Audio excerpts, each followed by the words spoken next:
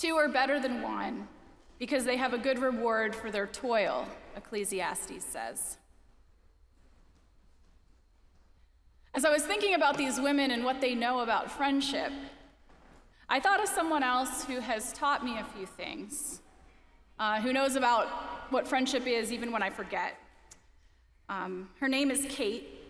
I met Kate playing soccer when I was maybe 11, and something clicked. We laughed a lot, jokes that no one else would get. We looked up at the glow-in-the-dark stars on her ceiling and dreamed about our future.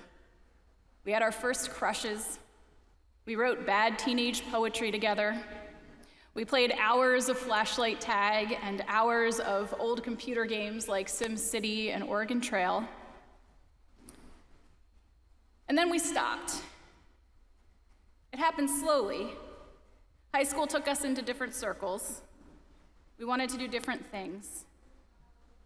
We hurt each other with those kind of little hurts that are hard to point to, but that build up. We still called each other sometimes.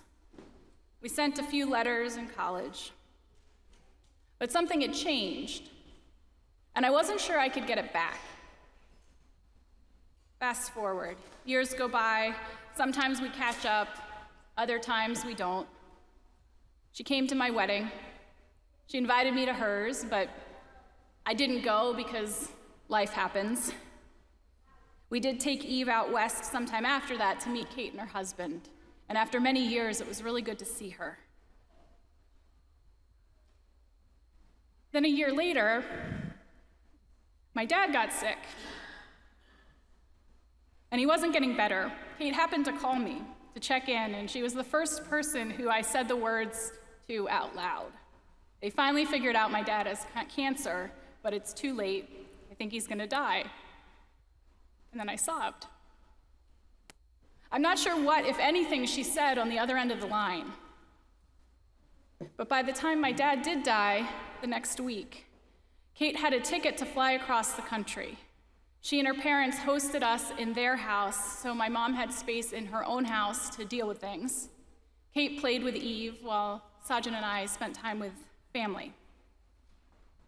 If they fall, one will lift the other up. Sometimes I feel guilt for not being more of the friend that I think I should be. But a few weeks ago, when a situation came up with someone Kate loves and it was worrying her, I was so glad that she told me and that I could hold it with her. The title of the chapter of the book that we're following this summer for worship is called Calling a Friend.